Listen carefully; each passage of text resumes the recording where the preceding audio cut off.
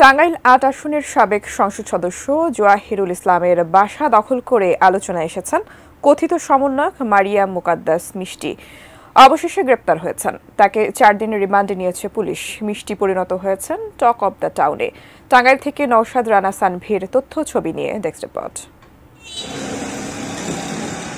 শনিবার সকালে ১৭ জন মানসিক ভারসাম্যহীন নারী পুরুষকে নিয়ে সাবেক সংসদ সদস্য ও জেলা আওয়ামী লীগের সাধারণ সম্পাদক জোয়াহিরুল ইসলামের বাসা দখল করেন মারিয়াম মোকাদ্দাস মিষ্টি। এছাড়াও গত মাসে জেলা আওয়ামী লীগের সভাপতির বাসা এবং আরও কয়েকজন নেতার বাড়ি লুটপাট, ভাঙচুর ও অগ্নিসংযোগের অভিযোগে টক অব দ্য টাউনে পরিণত হন মিষ্টি।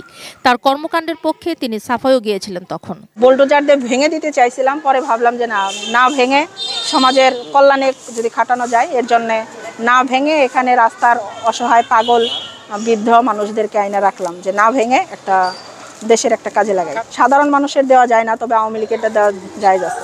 সাবেক এমপির বাড়ি দখলের ঘটনা বিভিন্ন মিডিয়ায় প্রচার হলে নড়েচড়ে বসে প্রশাসন। সে রাতেই যৌথ বাহিনী অভিযান চালিয়ে বাড়িটি দখলমুক্ত করে মুচলেকা দিয়ে ছাড়া পান মিষ্টি। RICL TMX, যুগের পর যুগ স্থাপনা থাকে মজবুত। ৯ মার্চ সাবেক এমপির স্ত্রী রওশনারা খান বাদী হয়ে টাঙ্গাইল সদর থানায় বাড়ি দখল ও ভাঙচুরের মামলা করেন। এর আগে তো সবকিছু নিয়েছে মিষ্টি, সবকিছু আমাকে একটা পরার কাপড়ও নাই, কাটা চামিচও নাই, সবগুলো নিয়ে গেছে। আমাদের সব ট্যাপ টপ খুলে পানি টানি সব ভর্তি, আমরা থাকার ব্যবস্থা নেই, যার জন্য আমরা অন্য জায়গায় থাকি।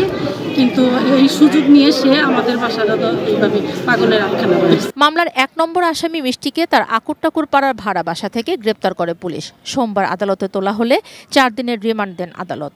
বাদী হয়ে জোহার সাহেবের স্ত্রী একটা মামলা করলে আমরা সেই মামলাটা গ্রহণ করি এবং মারিয়াম মুকাদ্দাস মিষ্টিকে আমরা গ্রেপ্তার করি। তাকে ৪ দিনের রিমান্ডে আমরা নিয়ে এসেছি। বর্তমানে আইন প্রক্রিয়া চলমান রয়েছে।